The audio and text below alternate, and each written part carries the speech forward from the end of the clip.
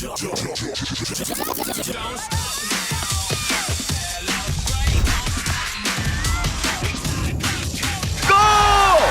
perayaan yang never stop, segerin dengan Hydro Coco. Don't stop the celebration. Spanyol ya? 5545. Kalau 5545. Bung Ais? Agak tricky ya kan? Agak tricky, apalagi tiba-tiba Rodri cedera. Betul. Itu selesai betul, sih, betul. itu selesai. Agak Jadi tricky. prediksi itu, Cor, sifatnya semua dalam waktu normal, nggak ada Iya. yang kena kartu Iya, merah, iya. Asumsi ya, nggak ada asumsi. yang cedera, iya. Gitu. Tapi beda. Beda. Ini Argentina, Bung. Messi. Nah ini dia Argentina tuh, ini di luar nalar gue sih. Oh. Di luar nalar gue, ini gila sih. Mereka berkali-kali bisa selamat dari posisi tertinggal tuh. 3 kali comeback. 3 kali comeback. Lawan Mesir ya. Lawan Mesir, lawan Swiss. Enggak, iya 2 kali dong. Lawan Mesir dan lawan Inggris. Oh iya. Iya. Dan mereka berkali-kali cetak gol di menit-menit akhir. Artinya nih tim kan sebetulnya kan bukan tim yang paling muda ya. Iya. Justru kalau kita hitung rata-ratanya tim salah satu tim yang senior lah. Messi 39 tahun. Tapi uniknya ngegas itu di belakangan gitu loh. Terbukti. Jadi kalau lawan Mesir itu, gue memang agak menyayangkan juga. Harusnya Mesir bisa lolos itu. Iya. Tapi goyang memang, nggak kuat juga ngadapin gempuran Argen. Lu lihat deh waktu banyak yang bilang Argen anak FIFA lah segala macam, tapi kan toh tetap Mesir itu bisa unggul 2-0 duluan. Iya. Kemudian kebobolan 1 gol goyang. Lu lihat kan? Iya. Kayak nggak mampu untuk ngeredam lagi. Oke lah Mesir ya, kita bicara Mesir. Oke fine. Nah, kemarin gue berharap Inggris tuh belajar gitu. Iya.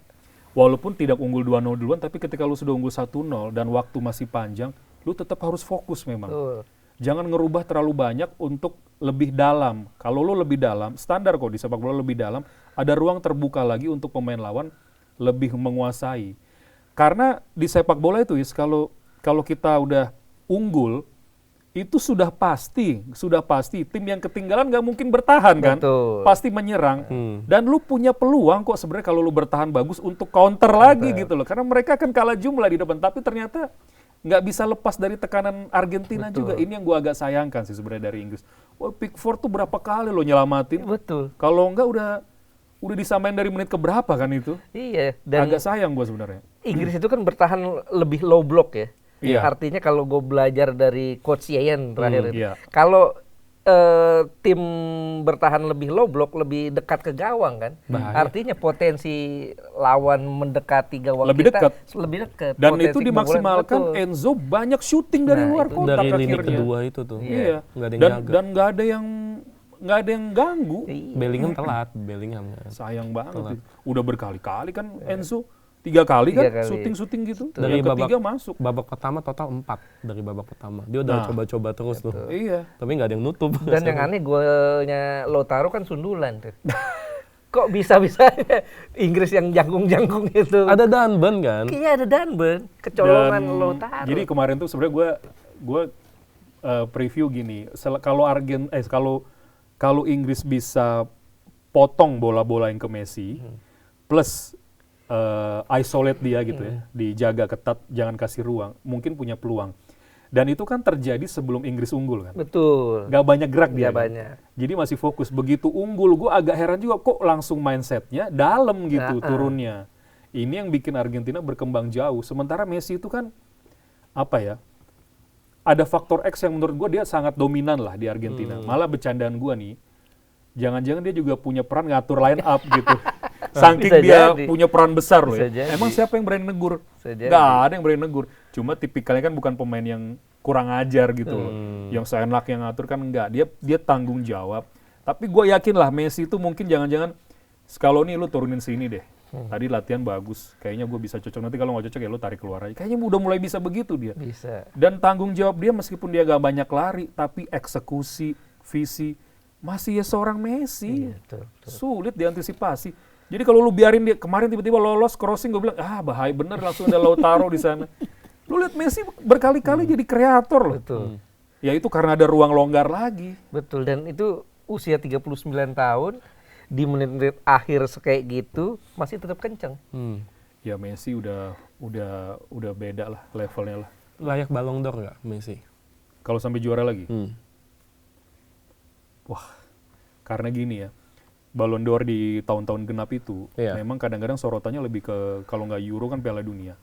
Meskipun gue bosen ya, tapi jangan-jangan bisa Messi lagi. 8 kali dong. 8 kali. Ya gimana? Ya salah sendiri lu nggak bisa jaga Messi gitu maksud gue. Gue ini bukan fans Messi. Kalau orang nanya pemain idola lu siapa, gue bukan fans Messi. Kalau lu nanya Messi atau Maradona, gue Maradona. Cuma kenyataannya Messi masih sulit gitu. Levelnya masih another level gitu loh. Dan di mana timnas Argentina itu memang main buat dia sekarang. Udah betul-betul saking segitunya gitu. Karena mereka tahu mereka buntu pun ada Messi yang bisa tiba-tiba keluar aja dari tekanan dan mengubah sesuatu gitu. Kalau sampai dia 8 Ballon d'Or, ini ninggalin Ronaldo cuma 5 dong berarti. Ya Makin udahlah, jauh maksud dong. gue. Ya sekarang udah faktanya memang begitu, tinggal nunggu yang lain aja bisa nggak gitu. Oke, final gimana? Kira-kira? Prediksi. Prediksi final. Spanyol, Argentina. Gue berharap Spanyol tetap menunjukkan kepintaran, kecerdasan sepak bolanya sih untuk meredam Messi. Pasti udah dipikirkan matang-matang lah. Gue cuma berharap. Dan kalau unggul, ya jangan bertahan. belajar banyak lah dari Mesir dan Inggris gitu ya. Tapi kalau lu lihat Spanyol kan kayaknya bisa ya. Bisa. Cuma kan lagi-lagi faktor X Messi-nya ini yang gue agak ngeri sih. Spanyol ini kan statistiknya gila ya. Itu bisa dibilang pertahanan terbaik tuh Spanyol. Baru bobol sekali. Ya, 7 pertandingan baru kebobolan sekali. Udah 6 hampir- clean sheet. udah hampir kayak 6 clean Itali sheet. itu. Unai Simon ini mendekati torehan clean sheet-nya Fabian Barthez. Total kalau nggak salah udah 8 clean sheet dia dari 2 Piala Dunia nih. Fabian Barthez itu 10 ya, 10 dari 17 penampilan. Nah, kira-kira bisa nggak mereka bendung Argentina? Ya harapan gue sih semoga bisa ya. Karena kecerdasan pemain Spanyol ini, mereka tuh nggak main low block kan. Mereka main simple aja. Dan itulah simpelnya bola yang dimainin Spanyol sekarang. Dengan bola mesti ngapain, hilang bola, lu mesti gimana. Itulah yang kelihatan di Spanyol gitu. Yang gua sampai sekarang masih sangat salut dengan De La Fuente itu. Jadi dari tengah lu udah diganggu, dibikin nggak berkembang, dibikin pasokan bola ke 4 pemain depan Perancis diputus. Fabian Ruiz tiba-tiba ada di mana nggak kebaca, Rodri-nya dominan.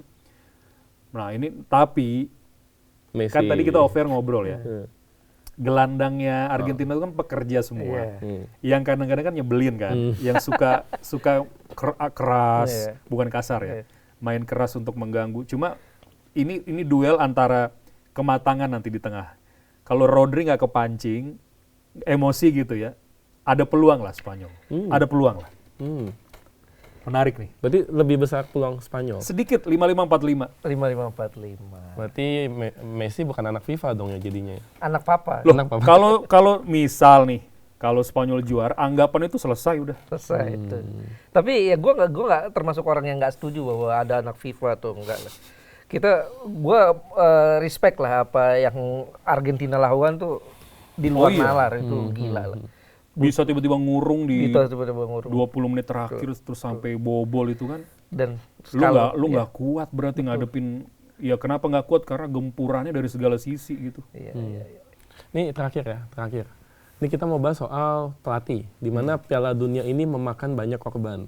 Banyak pelatih yang dipecat dan akhirnya muncul beberapa pengganti. Contohnya Jurgen Klopp di Jerman.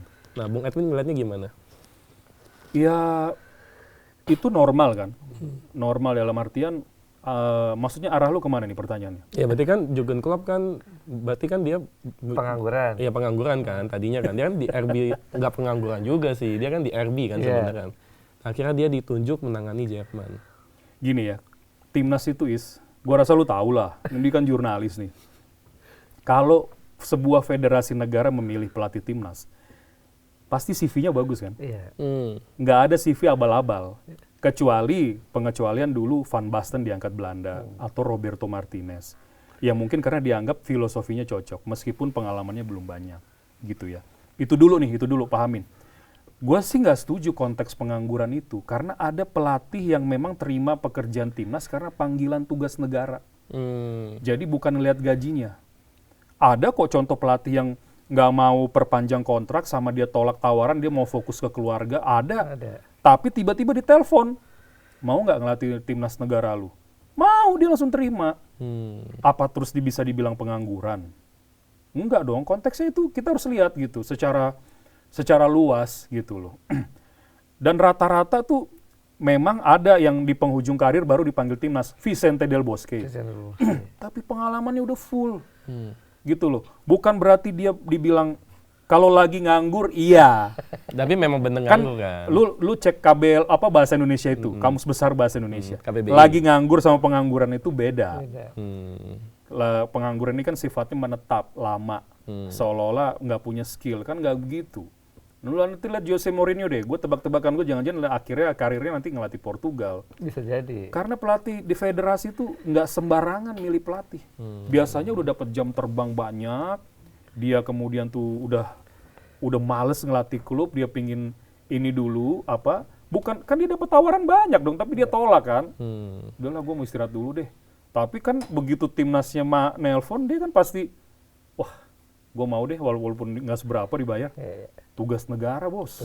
Apa jangan-jangan yang nawarin Lu lihat Jurgen Klopp deh. Iya. Emangnya lebih gede gajinya kita nggak tahu kan? Dia kan di RB kan apa jadi penasihat teknis ya? Penasihat teknis. Ya dia bukan pengangguran juga by the way. Bukan Sampai sih. dibayarin ya kompensasinya kalau nggak salah. Tuh. Gede itu di RB. Gede ya. Jadi ini ya, jadi pelatih timnas belum tentu lebih jelek daripada pelatih klub ya. Dan berarti bukan ya. pengangguran. Bukan pengangguran. Ya, itu lebih luas lah kita lihatnya gitu ya. Jadi kalau netizen ini literasinya bagus Emang netizen yang mana sih? bukan inilah kita. Ya, menurut gua netizen kita ini memang harus banyak baca soal sepak bola secara keseluruhan. Jadi informasi yang sifatnya asal gitu ya, itu nggak mereka telan mentah-mentah sih. Makanya maksud gue kalau kita sepak bolanya maju, gue berharap netizen pola pikir sepak bolanya juga harus maju.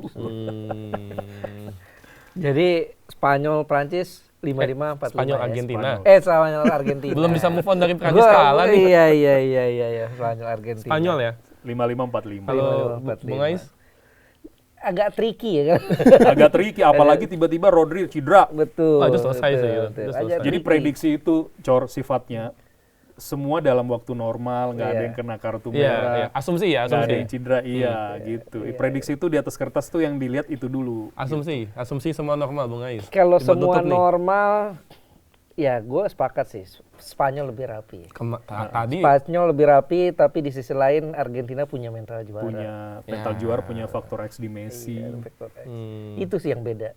Yang bikin feeling gue bukan 55-45 ya, 50-50 ya. Ya bisa juga. Betul.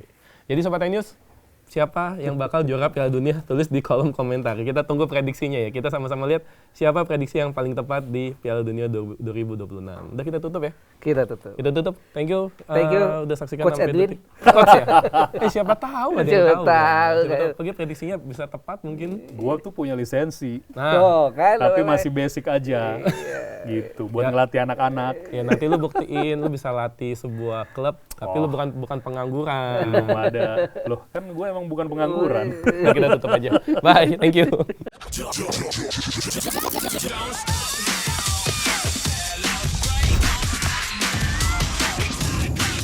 Go! Untuk perayaan yang never stop, segerin dengan Hydro Coco. Don't stop the celebration!